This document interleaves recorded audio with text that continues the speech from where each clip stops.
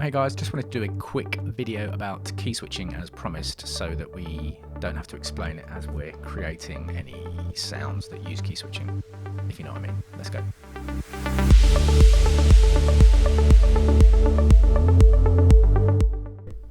Okay, so I've just loaded up this will be a short video by the way, I've just loaded up a couple of patches, one in Contact and one in the Best Service Engine. So if you look at the Contact keyboard down here, this blue region is describing your playable range.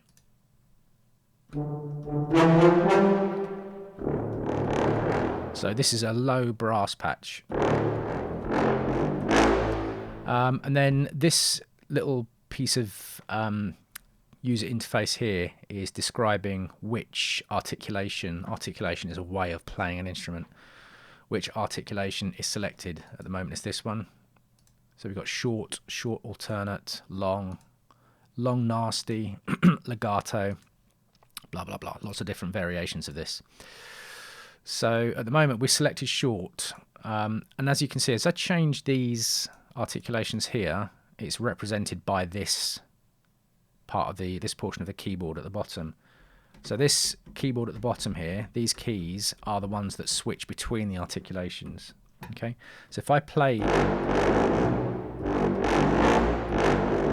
then I change key or change the key switch to something else, actually that disappears because I don't have those samples loaded. Let's try the longs.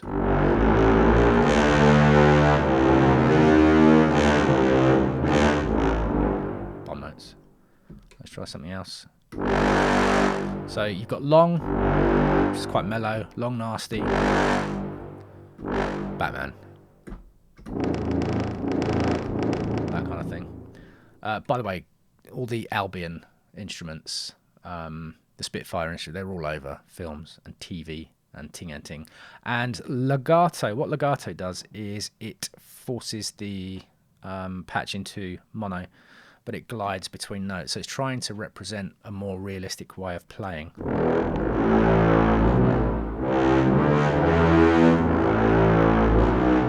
So no matter how many notes I hold down, it'll only actually play one note and it'll glide between them as if a real player is playing this brass.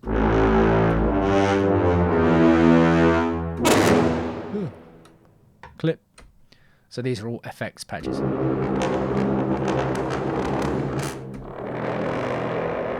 All cool stuff. So yeah, that's pretty much it. The key switches are just to change the way that the instrument's played. I just want to have a quick look at the Best Service Engine as well, because it does it in a very similar way, if not identical.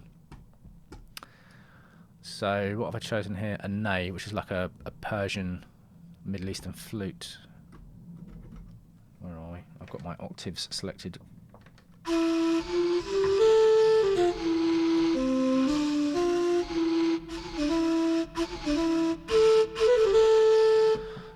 So yeah, you've got these white notes here, which is again representing the range at which you can play. If I play up here, there's no samples there because the real instrument wouldn't ever play that high. So that's why you don't have the option to play that high.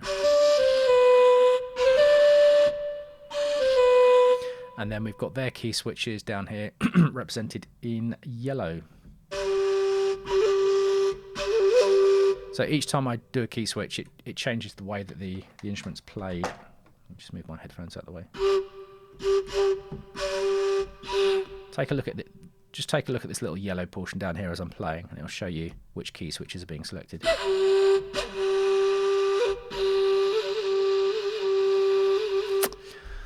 So what you can do is, let me just take the tempo down a little bit. There you go.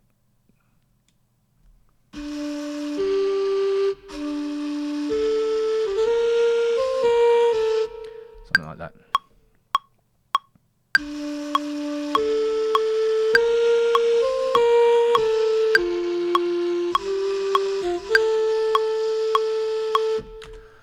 So I just wanted to get some MIDI in, and so we've got these notes in now, so I think these are the key switches. I just need to double check where the key switch ranges are. Yeah, there. So we know that these notes down here are the ones that trigger the key switches. So once you've got the MIDI in, you can then do things like, let me just change that note.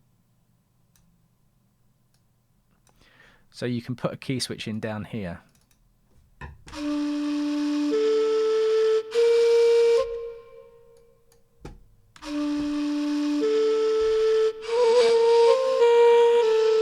So that has changed the articulation, this note here.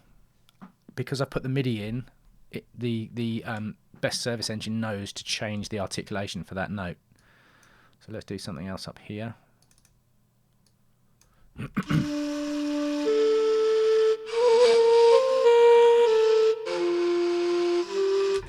And let's do something else up here. Was it these ones?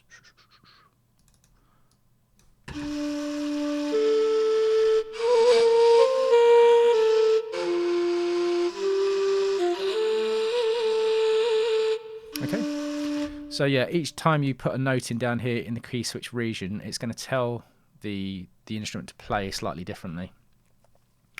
Now, with things like Best Service Engine and Contact instruments, they have varying levels of programming. Contact in particular has some really in-depth scripting that you can do in the background. I have no idea how to do it. But it can even change the way the samples are played based on how you go from one note to another. So if you're holding down a C and you go up to a G, it will change the sample depending on how hard you hit that G. So you can do all sorts of fancy stuff behind the scenes, but the key switching is the main way in which these articulations are played in. I mean, you can do it live, but it gets quite confusing because you're never going to remember. All the different instruments have different kind of varieties of key switching. It's going to be very hard to remember what does what. So a lot of this, I would always do this afterwards. I'd play the notes in and then I'd do the key switches afterwards. So I just wanted to make a quick video about how I'm doing that. So if I use any of these instruments in the actual track, I don't have to explain it as I go along, so you know how to do that already. All right. Hope you found this useful, and I'll see you in the next one. Cheers.